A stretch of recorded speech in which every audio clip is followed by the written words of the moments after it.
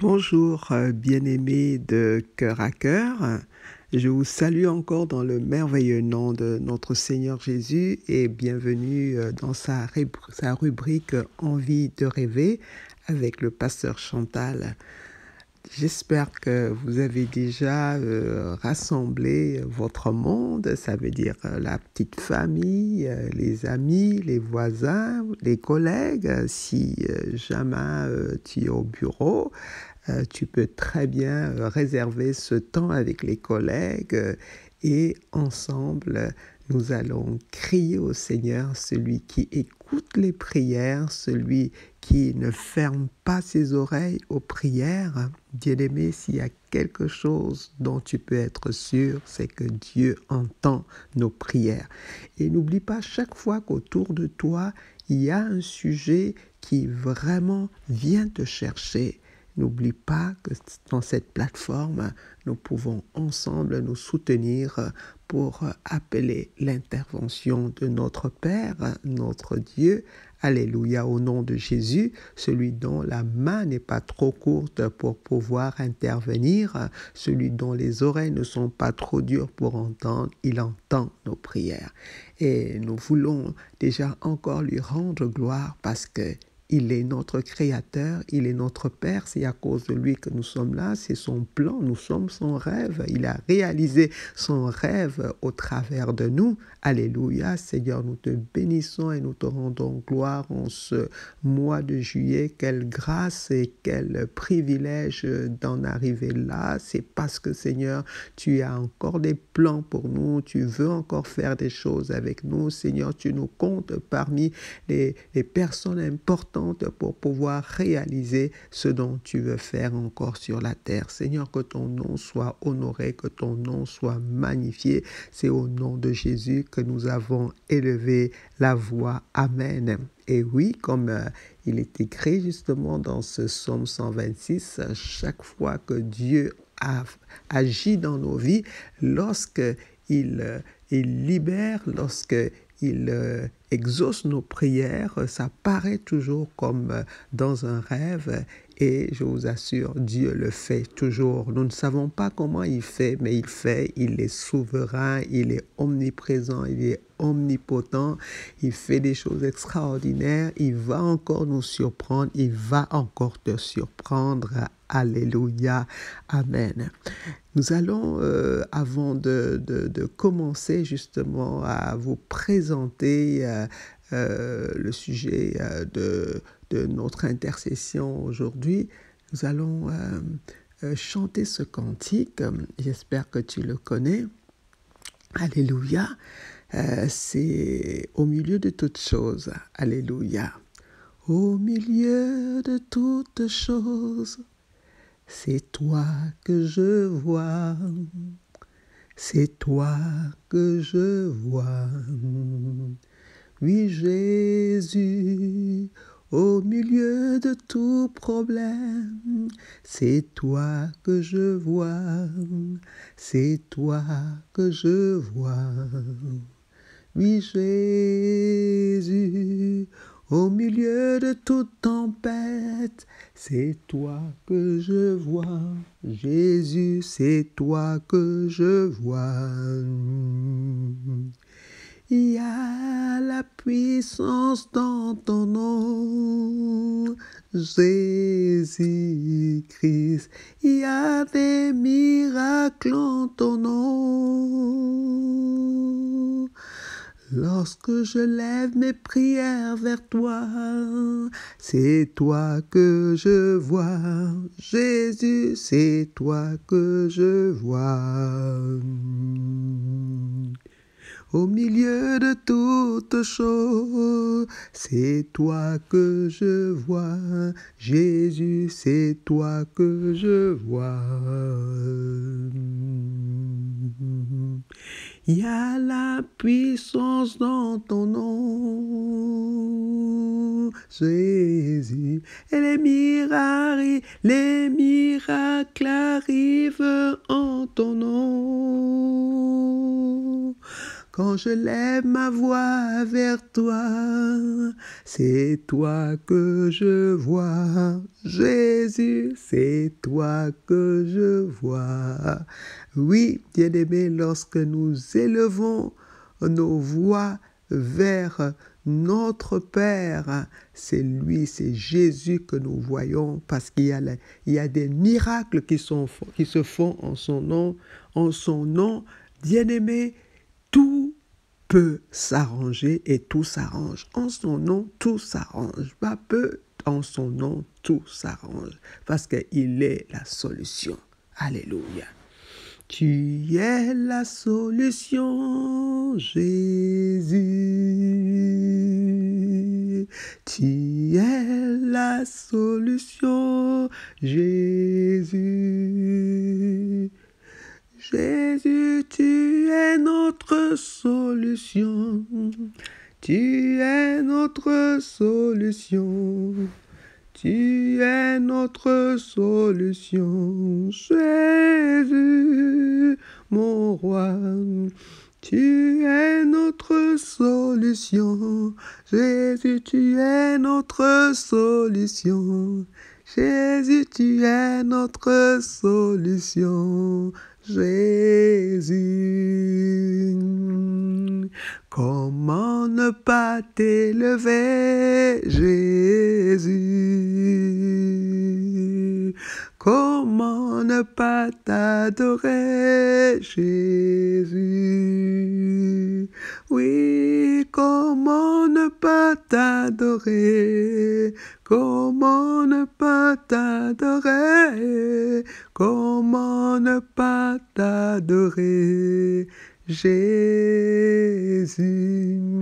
Oui, Seigneur Jésus, comment ne pas t'adorer, comment ne pas te louer, comment ne pas venir à toi, tu t'appelles la solution.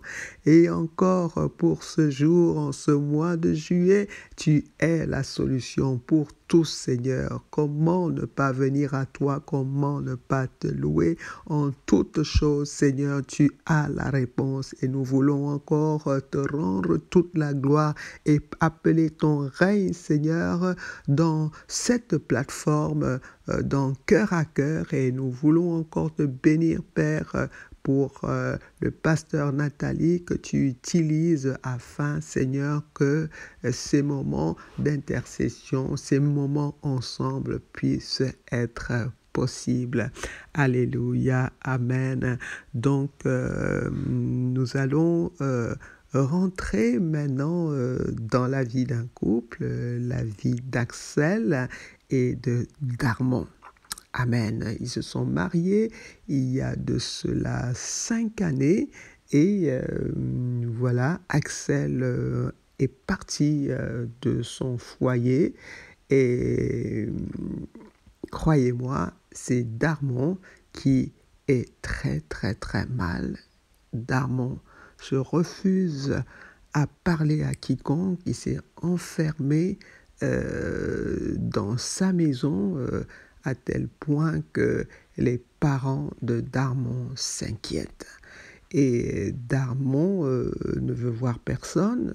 Darmon d'ailleurs dit que si quelqu'un arrive, il va se suicider. Nous chassons l'esprit de suicide au nom puissant de Jésus-Christ. Nous le chassons de manière énergique. Lève-toi, bien-aimé, chasse l'esprit de suicide, chasse l'esprit de dépression, chasse toute forme d'esprit d'isolement, parce que c'est le plan de l'ennemi pour pouvoir tordre le cou à ceux qui sont dans un moment de faiblesse. Et nous chassons la faiblesse au nom puissant de Jésus-Christ.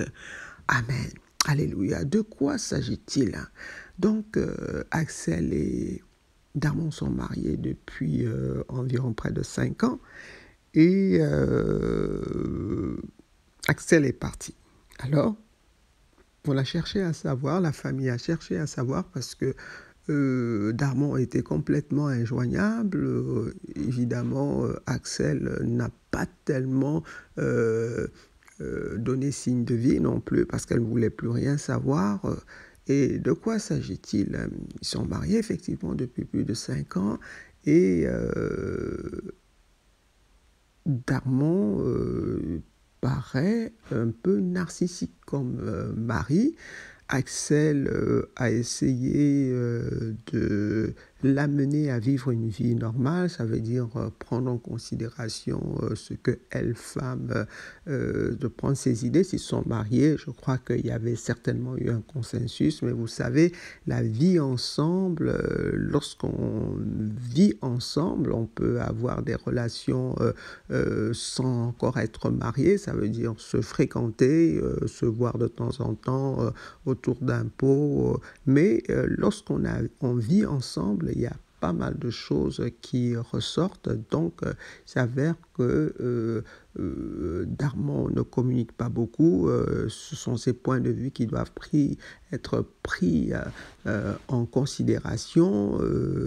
Bon, et ce qui est curieux, Axel voulait aussi un enfant. Au bout de 5 ans, Darmon trouve qu'il n'est pas prêt, donc Axel a pensé que la meilleure façon, c'était de s'en aller.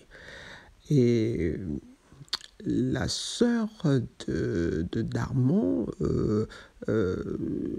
dit que Darmon paraît être un époux narcissique. Il ne prend qu'en considération ses points de vue, il ne cherche pas à savoir dans quel état se retrouve Axel qui est parfois désorienté par rapport aux attitudes de Darmon. Bon, écoutez, et puis vous savez, tout ce qui peut s'accumuler dans un couple, lorsqu'il y a des non-dits, parfois Darmon ne communique pas, il garde le silence, il rompt toute forme de relation. Bref, vous voyez un peu le tableau, alors que Axel est parti.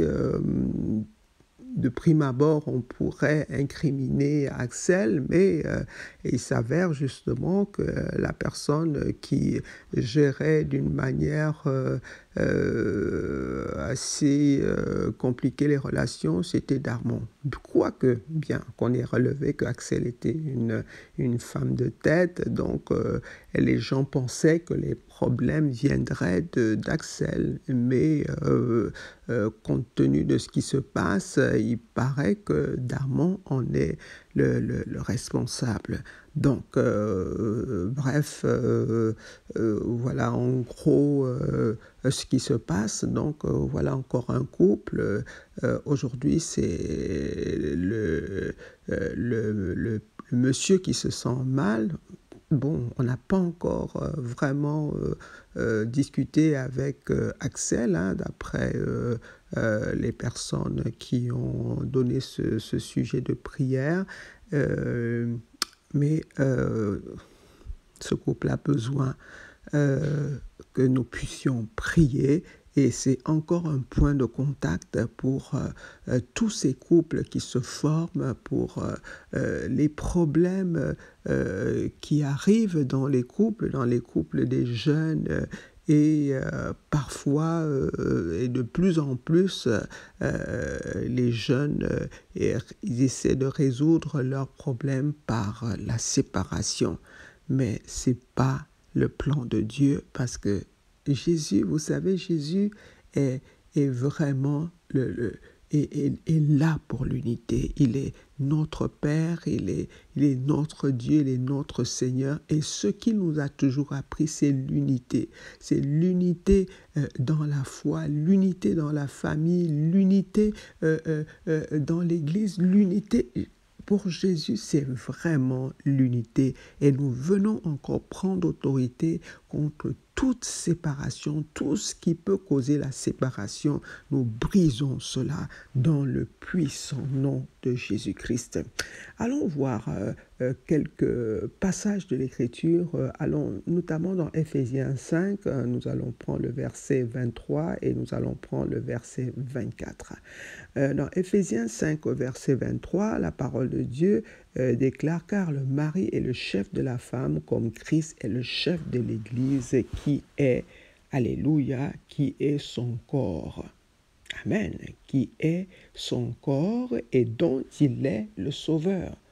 Amen. Et c'est vraiment important de prendre cela en en compte. Et lorsque nous allons dans Éphésiens 5 au verset 24, « Or de même que l'Église est soumise à Christ, les femmes aussi doivent être à leur mari en toutes choses. » Qu'est-ce que ça veut dire? Ça veut dire que l'homme, le mari, est le chef de la femme, comme Christ, qui est le chef de l'Église, qui est son corps, dont il est le sauveur. Et nous savons que Jésus a aimé l'Église, il a aimé Jésus, le chef de l'Église, et l'Église est son corps, et dont il est le sauveur. Il a donné sa vie pour l'Église. Jésus aime l'Église. Il a tellement aimé le monde d'ailleurs, qu'il est mort. Alléluia. Il est mort pour l'Église. Et lorsque nous allons un peu plus loin, toujours dans Éphésiens, allons dans 33, la parole de Dieu nous dit « Du reste que chacun de vous aime sa femme comme lui-même et que la femme respecte son mari. » Amen.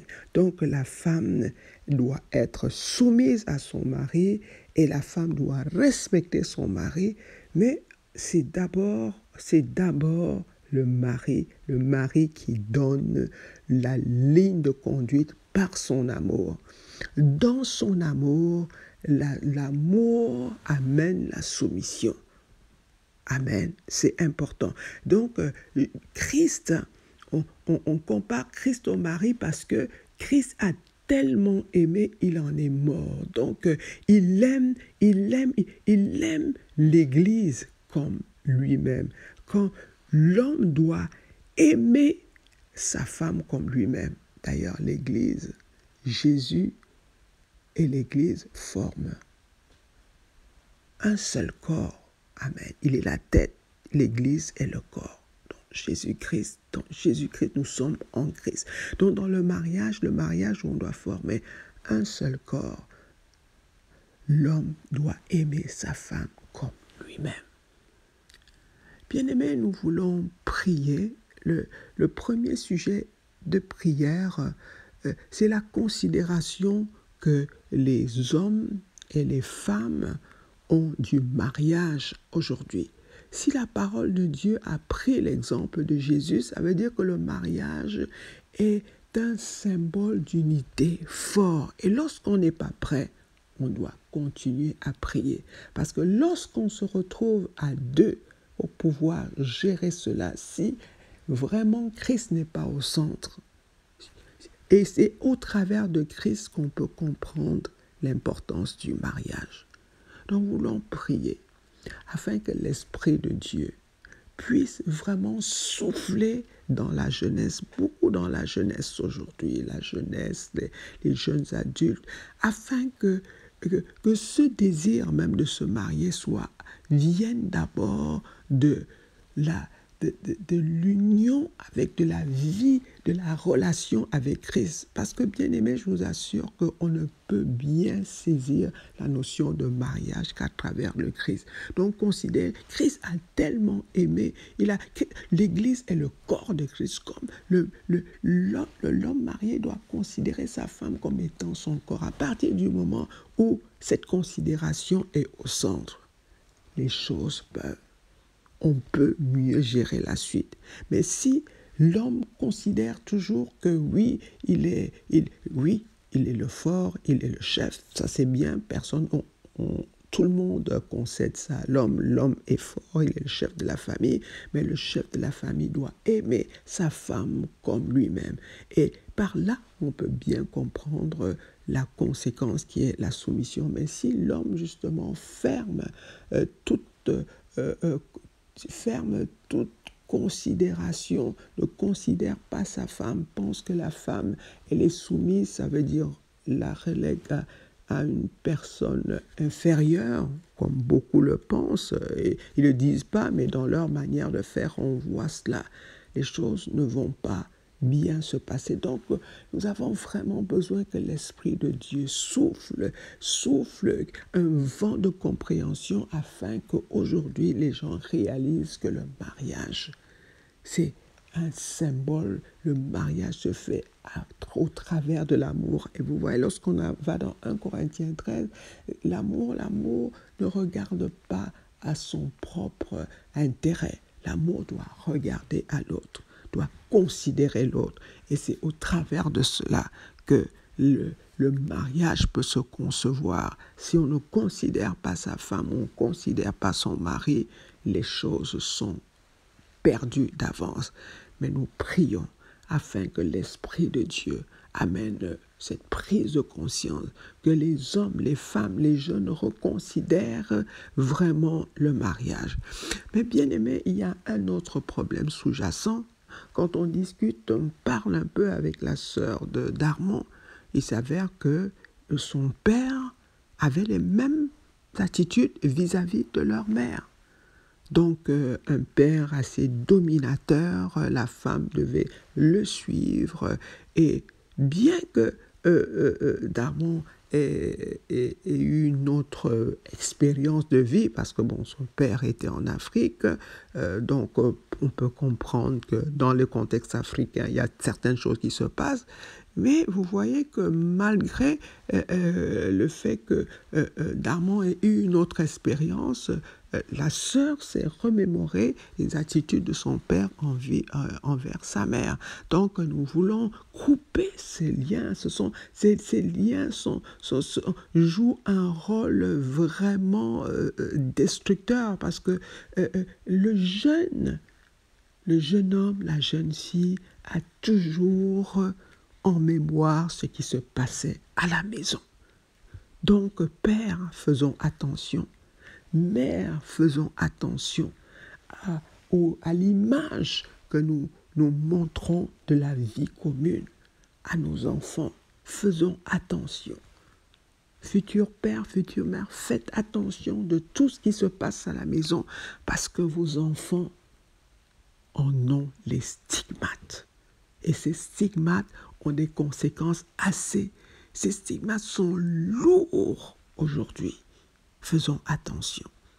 Et vraiment prions que l'Esprit de Dieu vienne encore toucher les hommes, les femmes, les parents, que l'Esprit de Dieu agisse, afin que tous ces liens qui viennent du monde des ténèbres soient brisés.